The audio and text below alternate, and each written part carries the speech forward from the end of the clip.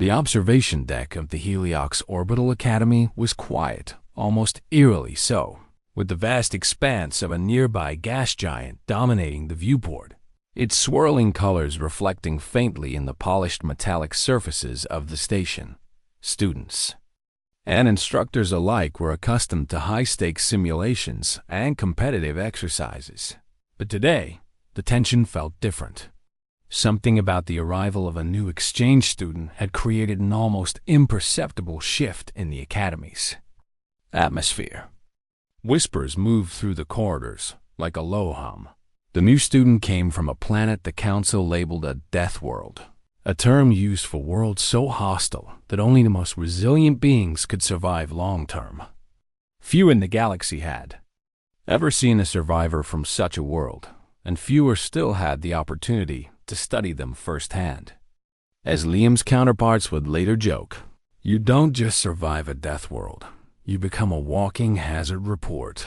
And those rumors were already swirling among the diverse alien cohort aboard the station. The human, quiet and composed, moved through the station without fanfare, his expression calm but intensely focused, every step measured, every glance observing, analyzing. While other students engaged in small talk or boastful demonstrations of skill, he simply carried his bag over one shoulder, his eyes scanning each corridor junction, every railing, every moving piece of machinery, as if calculating not just the most efficient path, but the structural integrity of the environment itself. The species surrounding him couldn't help but notice the subtle but uncanny way he moved, neither hurried nor hesitant, but entirely aware, as though he expected the station itself to attempt to kill him at any moment. Alien students whispered to one another in languages Liam could not understand, speculating on his capabilities, on how someone could emerge from a death world alive and most perplexing of all silent. His silence was not the quiet of shyness or fear, but a calm, deliberate restraint, a presence that seemed to absorb and assess everything while revealing almost nothing. On the observation deck, the hook moment arrived. A routine radar sweep, a system almost entirely automated and dull to the human eye, began to register anomalous blips.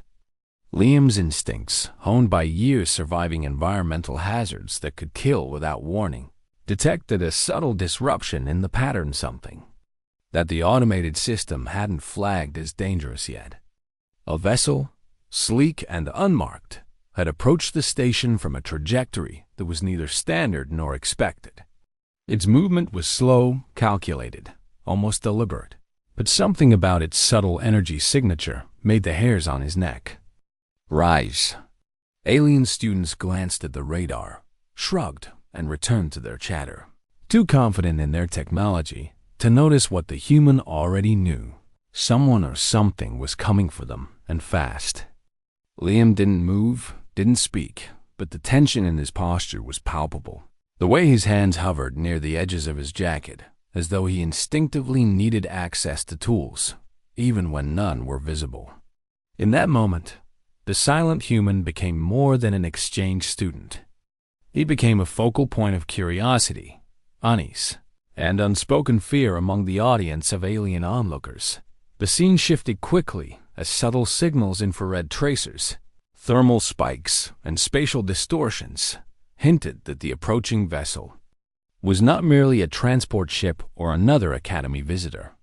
It carried intent, precision, and hostility, though no weapon fire had yet been registered.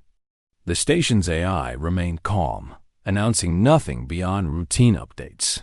But Liam's gaze did not leave the incoming blip. He didn't need alarms or alerts. His life on a death world had trained him to read the environment before it became hostile, to detect the first ripple of danger before most could even comprehend it. The aliens surrounding him noticed this behavior and exchanged nervous glances, whispering to one another and debating the human's origin planet in hushed tones. Some guessed at superhuman reflexes, others at psychic abilities, and still others simply wondered if he was a prodigy of some sort, a living weapon disguised as a student. And then, In a single instant, the blip shifted trajectory, accelerating toward the station in a way no automated system had predicted. The surrounding alien students froze, unsure how to react, their claws or appendages twitching, their advanced combat reflexes hindered by hesitation, because none of them had ever been trained to respond to subtle cues like the ones Liam already recognized. He did not panic. His eyes narrowed, scanning the controls nearby, analyzing escape routes, cover, and even the weight and balance of nearby structures that could serve as improvised defensive measures. He did not speak, but the tension radiating from him communicated more than words could.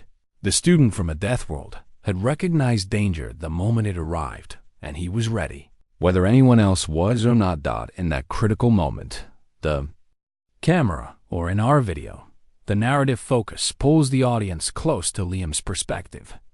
The human's silent assessment of the threat, the unknown ship on an intercept course, and the helplessness of the surrounding alien cohort combine to create suspense that grips viewers immediately. The story of survival, instinct, and human ingenuity begins here, not with dramatic exposition, but with a silent, calculated pause before the storm, a perfect hook to draw audiences into a 45 to 50-minute HFY adventure. If you want to see how this silent Deathworld student reacts to the attack, comment your thoughts, and subscribe to the channel, and don't forget to hit the bell icon to follow the full story. The morning cycles aboard the HFY Orbital Academy were always brisk, each movement calculated, each schedule precise. But for the silent Deathworld student, this rhythm was merely background noise. While other students focused on impressing instructors or boasting of their previous achievements, he moved with the quiet certainty of someone who had already survived situations far deadlier than anything the Academy could simulate. His first session that day was a multi-species combat and survival exercise designed to test coordination under pressure.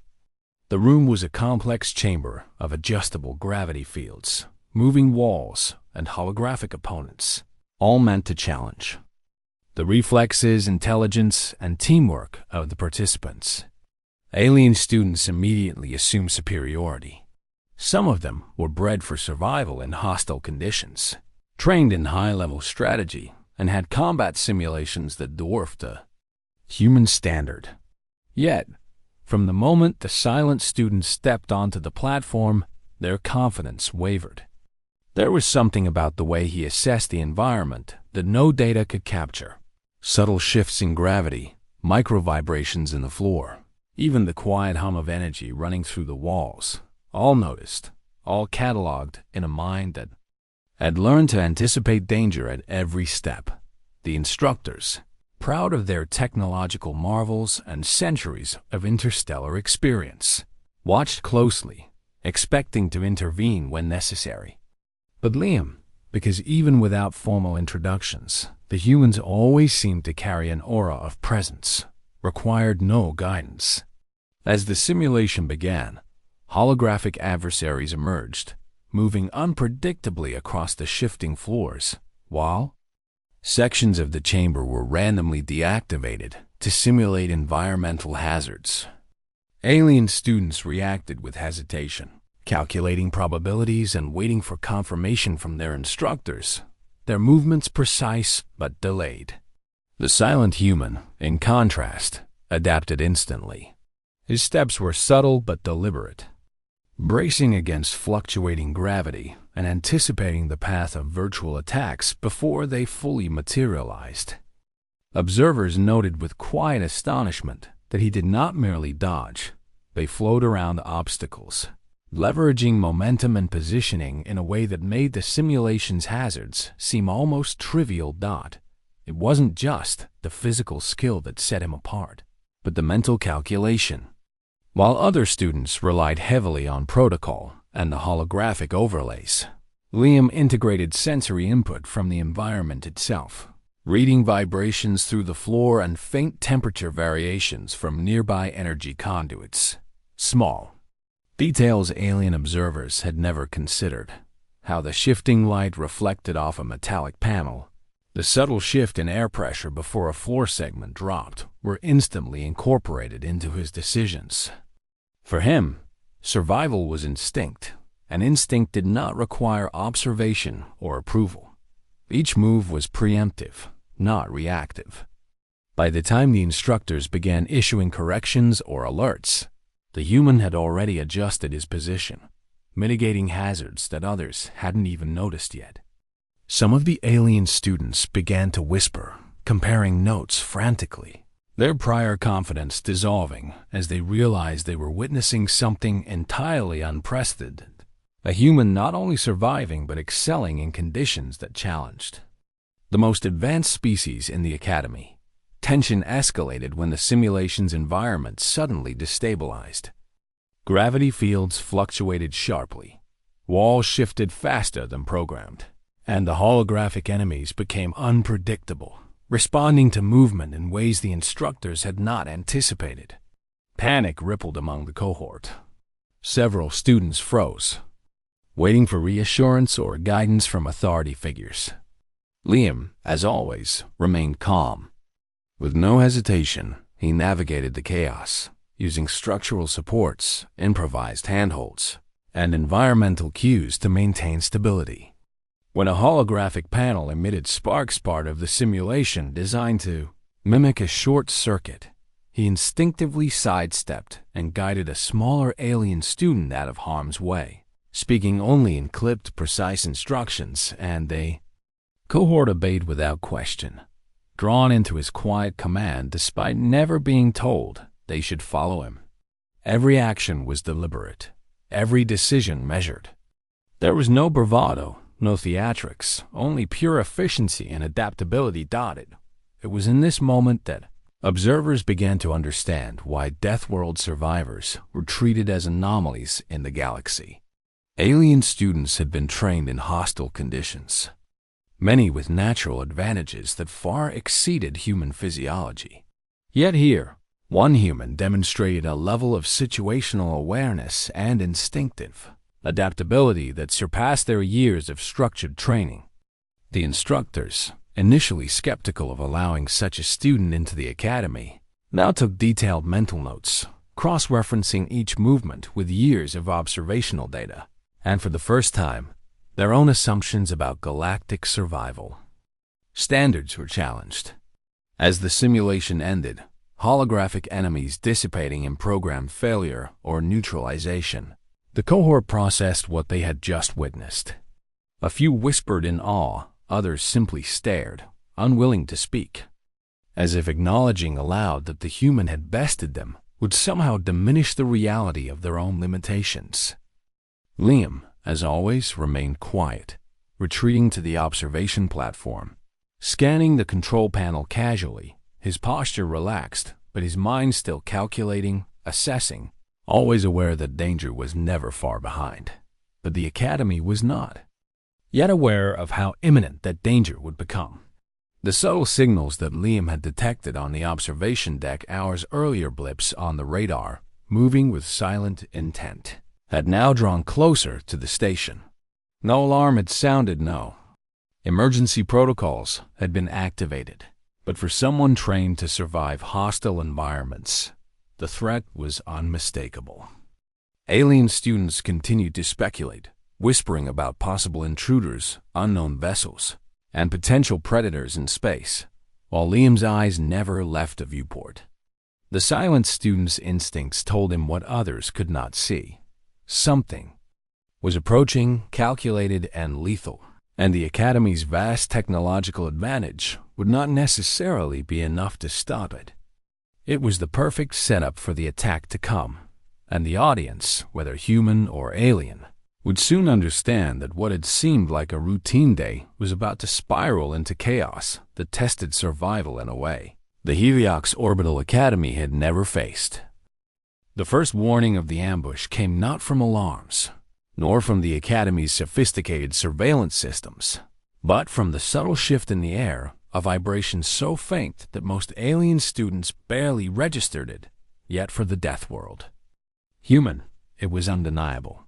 He froze, eyes scanning every corridor junction, every access panel, every shadow where movement could conceal intent.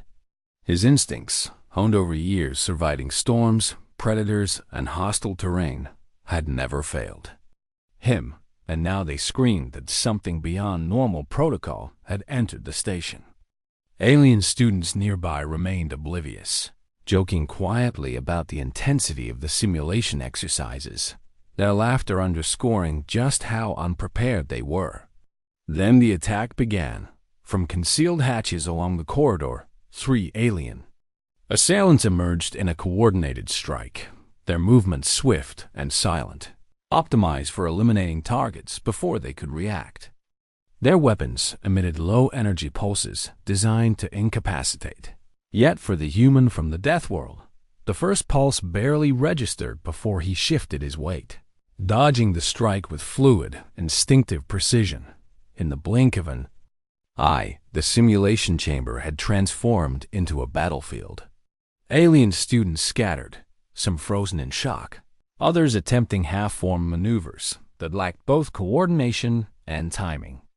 The Deathworld human, in contrast, moved with quiet efficiency, anticipating not only the physical trajectory of each assailant, but their likely psychological tactics, decoys, feints, attempts to trigger panic, and countering each with calm, precise actions that seemed almost preternatural to observers. His first response was defensive, using the environment rather than brute force. He vaulted over low barriers, ducked behind structural supports, and repositioned to block lines of fire, all the while scanning the corridor for opportunities to neutralize threats without unnecessary aggression. The assailants, trained killers, by design, initially expected a predictable human reaction, panic, hesitation, or overt aggression, but none of these came. Instead, he moved like water, flowing through the chaos, striking with exact timing only when an assailant overcommitted, redirecting energy rather than meeting it head-on. One of the attackers lunged from above, swinging a vibroblade, and the human twisted midair, using the attacker's momentum to propel him harmlessly into a padded wall, immediately moving to cover a narrow corridor that could have been exploited. Observing aliens began whispering, a mix of fear and disbelief. This was not the behavior of a standard human. This was someone who had been forged by death itself. As the skirmish intensified, the Academy's automated defenses kicked in, deploying countermeasures, magnetic locks, and containment fields. Yet the attackers moved with uncanny precision, attempting to outmaneuver both human and machine. Here, the Deathworld human's genius became evident. He exploited not only his own agility, but the environment itself. Retractable panels, energy conduits, and even shadows cast by the artificial lighting were incorporated into his defensive strategy. He used low-tech improvisation alongside high-level environmental awareness. One assailant attempted a flank using a holographic decoy, and with a single flick of his wrist, he toppled a panel onto the decoy, causing the attacker to stumble, giving him a narrow window to incapacitate them with. A well-placed strike that avoided lethal force. Every move was efficient, minimizing risk to the surroundings while maximizing control of the encounter. The instructor, scheduled to supervise the exercise but delayed by a minor technical issue in the adjacent module, finally arrived at the scene too late to prevent the confrontation, but just in time to witness the humans systematically neutralizing the threats. Even then, the instructor hesitated, unsure how to intervene without disrupting the delicate balance of calculated maneuvers unfolding before him. Alien students gaped in awe and fear, many frozen mid-movement, realizing that everything they had learned about combat simulations and crisis response was insufficient against this human. Meanwhile, the assailants, frustrated by their inability to predict or overwhelm their target, became reckless, giving the Deathworld human further openings. His eyes scanned each opponent in milliseconds, reading subtle micro-expressions, energy fluctuations, and muscle twitches, a language of movement he seemed to intuitively understand, honed by environments that demanded constant vigilance. After several tense minutes, the confrontation ended as abruptly as it began. The attackers, incapacitated or forced to retreat by the humans' precise control of the environment, slumped to the floor or scrambled back into the shadows, leaving the corridor eerily quiet. The other students slowly emerged from hiding, whispering and exchanging shocked glances. The instructor, now fully present, approached cautiously, unsure whether to reprimand, congratulate, or simply step back in awe. The human, ever calm, surveyed the aftermath with a detached efficiency, checking for injuries, ensuring containment, and adjusting minor structural disruptions caused during the fight. There was no display of triumph, no gloating or boasting, only a quiet assessment of the situation, as if he had merely followed routine protocol. Observers later recounted that it was simultaneously the most terrifying and impressive display of combat they had ever seen within the academy. And in the moments that followed, the incident rippled beyond the immediate corridor. Security logs, automated sensors, and AI oversight systems flagged anomalies in human behavior, noting the rapid problem-solving, instinctive anticipation, and flawless execution under stress. Alien students who had previously whispered about the silent human now spoke in hushed tones of respect and fear. The Deathworld human had not only survived an unexpected attack, but had demonstrated capabilities far beyond what any species aboard the station had previously witnessed. For the Heliox Orbital Academy, it was a warning. Underestimating humans, particularly these hardened by environments that challenged survival at every moment, was a mistake that could have catastrophic consequences. In the aftermath of the attack, the corridor felt unnaturally still, as though the station itself were holding its breath, and for a long moment no one spoke, not because there was nothing to say, but because everyone present was struggling to reconcile what they had just witnessed with everything they believed they knew about humans and Deathworld survivors. Emergency lighting pulsed softly along the walls, casting long shadows across the floor where disabled attackers lay restrained by auto-locking fields, and the faint hum of the station's power grid returned to a steady rhythm. The instructor finally stepped forward, his posture rigid with a mixture of authority and disbelief, eyes moving from the unconscious assailants to the quiet humans standing among them, whose breathing had already slowed back to normal, whose pulse, according to later biometric analysis, had barely spiked during the encounter. The instructor opened his mouth to speak, then hesitated, because protocol had not prepared him for a student who could resolve a lethal situation faster than a trained response team. Around them, alien students emerged cautiously from cover, their expressions ranging from shock to awe to something uncomfortably close to fear, and many found themselves instinctively keeping a respectful distance from the human, not because he had threatened them, but because he had demonstrated, without saying a word, what true adaptability looked like under pressure. Some had spent their entire lives training for controlled combat scenarios, learning doctrine and rehearsed maneuvers. Yet in those few minutes of chaos, every one of their carefully practiced responses had fallen apart, while the Deathworld student had moved as if the environment itself were an extension of his body. A few students whispered urgently into personal communicators, spreading fragmented accounts of what had happened, while others simply stared, replaying the moment when the human had redirected an attacker with nothing more than timing, leverage, and an intuitive understanding of motion that defied their models. The instructor finally found his voice and began issuing commands, securing the area, calling for medical teams, and activating a deeper security sweep of the station. Yet even as authority reasserted itself, it was clear that the center of gravity in the room had shifted. The Academy's leadership had designed their systems around predictability and overwhelming technological advantage. But what they had just seen was something that could not be neatly categorized or easily controlled. The Deathworld student responded to the instructor's questions with brief, factual answers, offering no embellishment and no emotional justification, explaining his actions as if they were the most logical course available given the circumstances. There was no bravado, no claim of heroism. In his mind, survival was not an achievement, but a baseline expectation. And this quiet pragmatism unsettled the aliens far more than any aggressive display could have done as the security teams arrived and escorted the incapacitated attackers away. A forensic analysis began almost immediately, replaying sensor data from multiple angles, and it was here that the true extent of the human's performance became clear.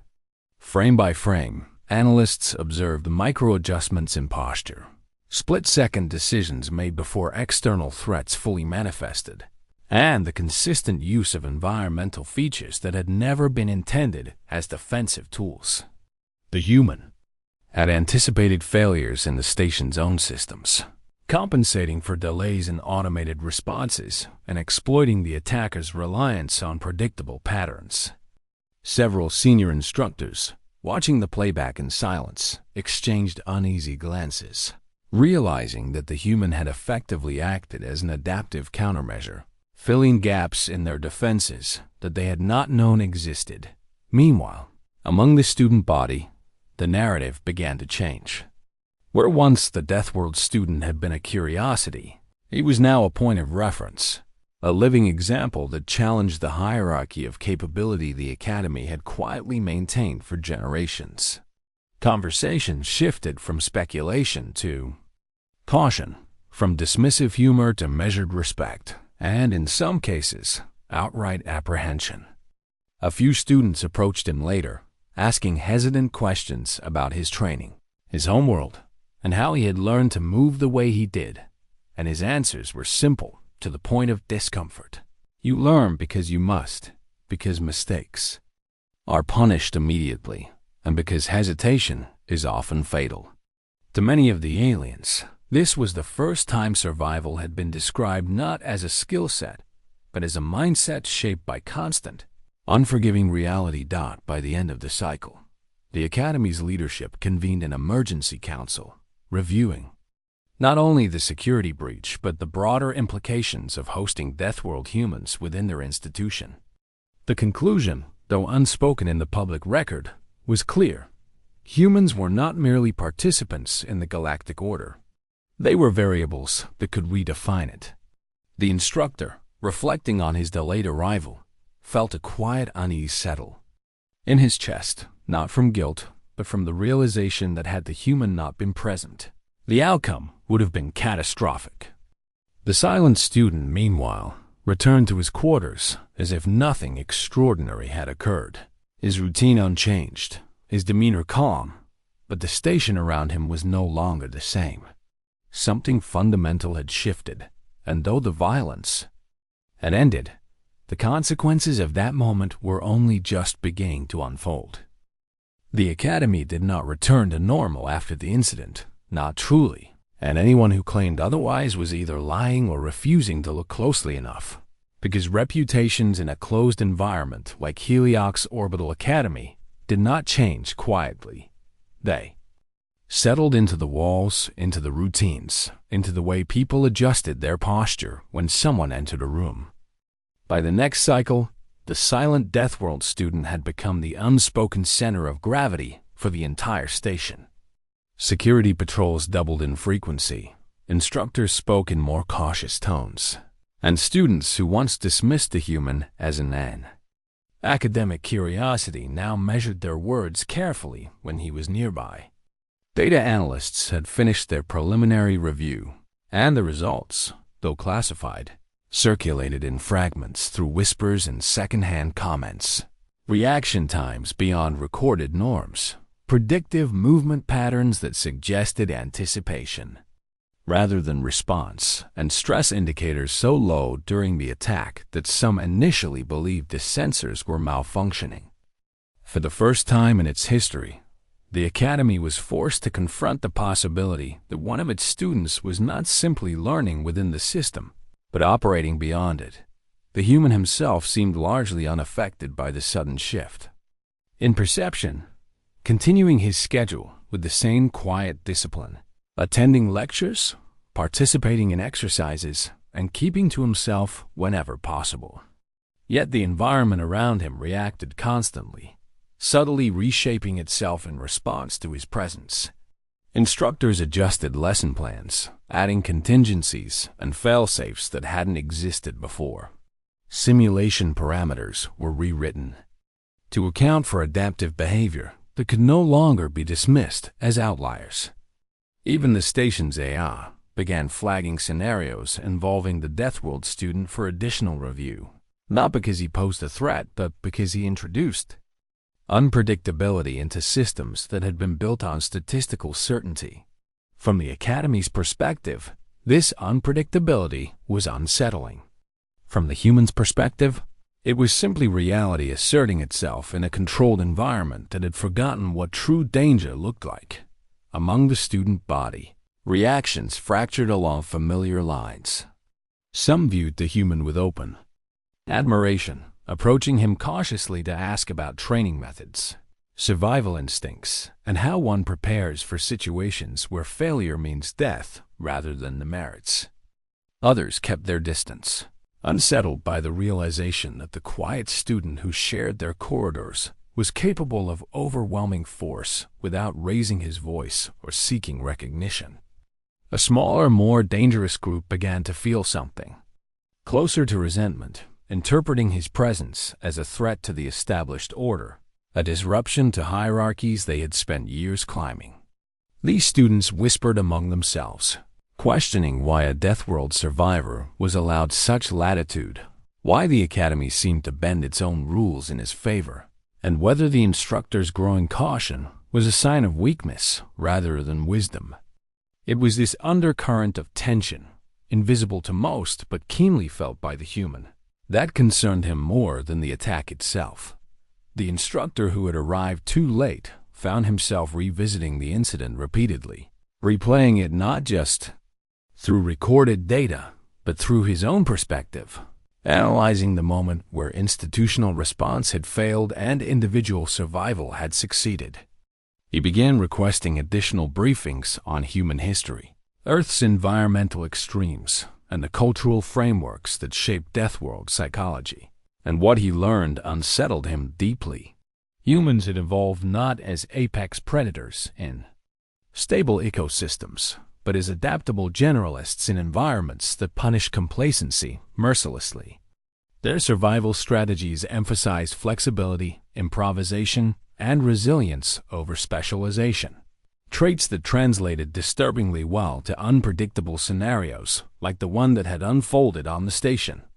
The instructor realized with growing unease that the Academy had not simply admitted a student, it had admitted a representative of a species whose baseline assumptions about danger fundamentally differed from those of the wider galaxy. As days passed, fragments of intelligence began to surface regarding the attacker's origins, hinting that the ambush had not been random, nor solely directed at the Academy as an institution. There were indications that the Deathworld student himself had been a variable of interest, a test subject of sorts, whether by design or opportunity remained unclear. Security councils debated the implications behind closed doors, weighing the risk of escalation against the political consequences of acknowledging that someone had dared to probe the Academy's defenses so brazenly. The human was not informed of these discussions, but he felt their weight regardless. Noticing the way certain security officers lingered a fraction too long, the way instructors watched him during drills, not with suspicion, but with a calculating curiosity that bordered on concern. By the end of the cycle, it was evident that the violence had not ended with the attacker's retreat. It had merely shifted forms. The Academy now stood at a crossroads, forced to decide whether it would adapt to the reality the Deathworld student represented or attempt to contain it within familiar boundaries. The human, walking the same corridors with the same quiet focus, understood something many around him did not. survival did not end when the immediate threat was gone. It evolved, and as the station drifted through the endless dark of space, carrying students who believed themselves safe, the silent Deathworld student prepared mentally for the next test, because experience had taught him that environments which resisted change often broke under pressure, and when they did, those who failed to adapt paid the price. The next incident did not begin with alarms or hostile fire, and in many ways that made it more dangerous, because the Heliox Orbital Academy was built to respond to obvious threats, not to the slow, deliberate tightening of pressure that preceded catastrophe. The human Deathworld students sensed the shift long before anyone announced it, noticing small deviations in routine that others dismissed as administrative inefficiency. Security teams rotating too frequently, instructors altering schedules without explanation, certain corridors becoming restricted without corresponding maintenance notices. To someone raised in environments where survival depended on reading patterns and predicting failure, these inconsistencies formed a clear message: someone was testing boundaries again, probing responses, watching for hesitation. The Academy believed it was in control, but control, the human knew, was often an illusion maintained only until stress revealed the cracks beneath it. The pressure finally manifested during a large-scale joint exercise, one that brought together multiple species and departments in a controlled but complex scenario designed to test coordination under simulated emergency conditions. Officially, it was a disaster response drill, a non-combat exercise meant to reinforce trust in institutional systems after the recent attack. Unofficially, it was a demonstration, a way for the Academy to reassert authority and show that no individual, no matter how capable, stood above the structure that governed them. The human understood this without being told. He took his assigned position without comment, observing the layout, the participants, and the layered contingencies embedded within the scenario. What he saw concerned him. Too many systems depended on centralized control. Too many students waited for instructions rather than assessing conditions independently. And too many safeguards assumed that failures would occur one at a time instead of cascading. It was efficient on paper and fragile in practice, the kind of design that performed beautifully until it didn't, when the simulated emergency escalated beyond its planned parameters, whether by oversight, interference, or deliberate manipulation remained unclear. The consequences were immediate. Power fluctuations rippled through the sector, gravity fields destabilized, and communication delays fractured coordination across teams. Students froze, instructors issued conflicting commands, and the Academy's AI struggled to reconcile inputs that no longer matched expected models. In the middle of this controlled chaos, the human acted, not because he sought authority, but because the environment demanded response. He began issuing concise, situational instructions to those nearest him, directing movement, redistributing resources, and prioritizing stability over protocol. His guidance cut through the confusion not by asserting dominance, but by aligning with instinctual logic that made sense under stress. To his surprise and the Academy's quiet alarm, people listened. The instructor who had once arrived too late watched the unfolding situation from the command platform, recognition dawning with uncomfortable clarity. The human was not undermining the exercise. He was compensating for its failure, adapting faster than the system could recalibrate. Where automated responses lagged, he filled the gap. Where students hesitated, he gave them purpose.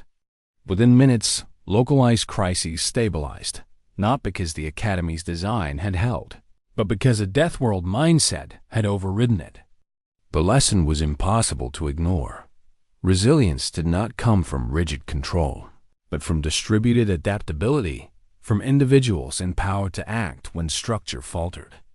The Academy had not intended to teach this lesson, but it was being learned all the same, in real time, under observation. When the exercise was finally halted, the silence that followed carried a different weight than before.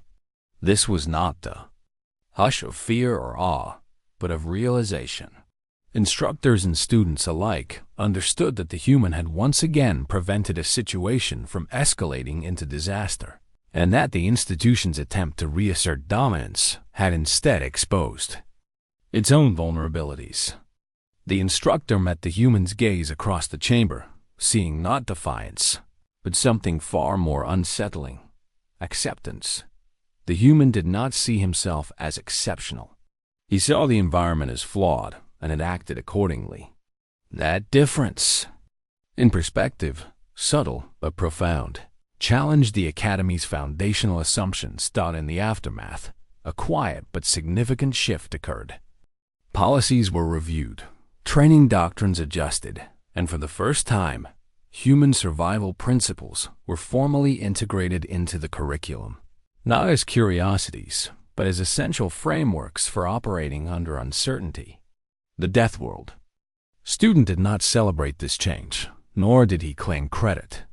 He returned to his routine, knowing that survival lessons were rarely welcomed until necessity made them unavoidable.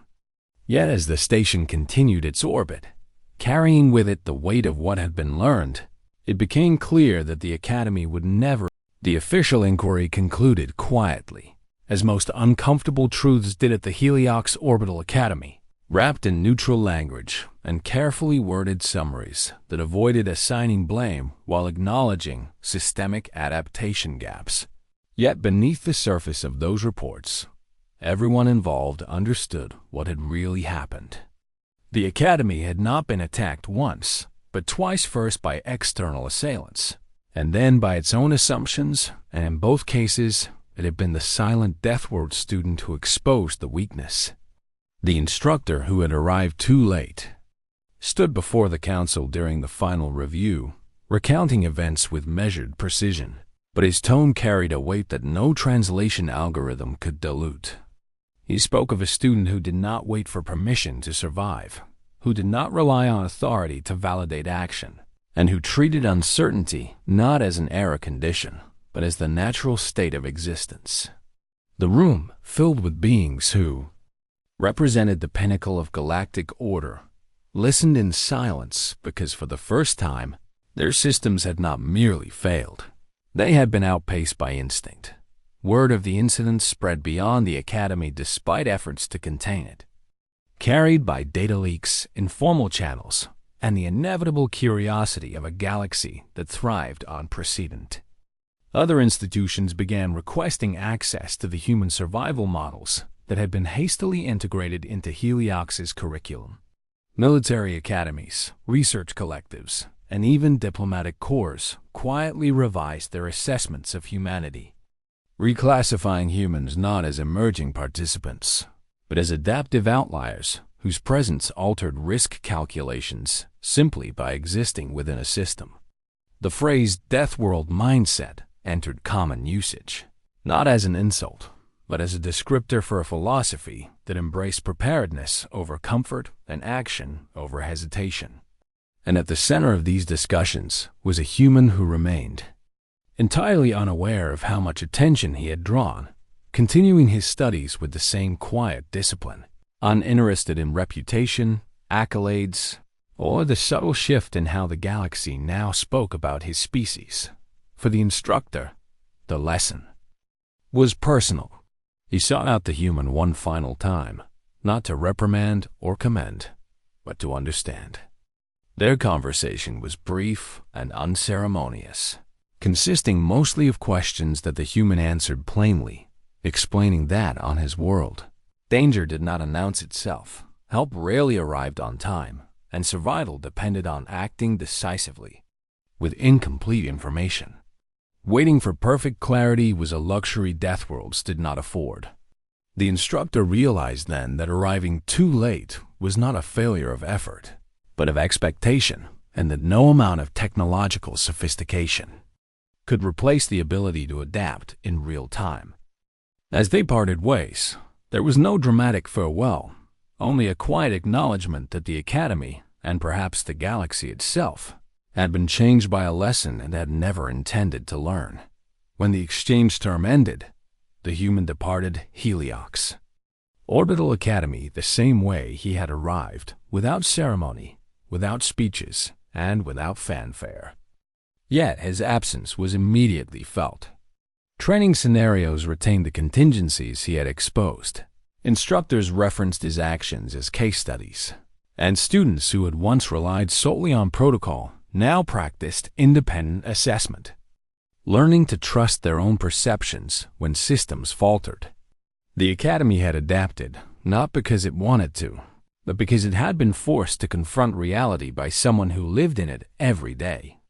Beyond the station, among the stars, humanity's reputation shifted irreversibly, no longer framed by myths or legends, but by documented encounters that demonstrated what happened when Deathworld survivors entered structured systems and refused to break under pressure. And so the story ended not with conquest or domination, but with understanding, an acknowledgement that survival was not about strength alone, nor intelligence, nor technology, but about the willingness to act when certainty was impossible. The galaxy learned that silence did not mean weakness, that calm was not the absence of fear, but the mastery of it, and that when systems failed, those shaped by unforgiving worlds did not freeze. They adapted. The Instructor had arrived too, late to stop the attack, but not too late to witness the truth. And that truth echoed far beyond the Academy's walls, carried into every future encounter with humanity. The Deathworld student returned home unchanged, while the galaxy quietly recalibrated around him, finally understanding that some lessons are not taught, they are survived.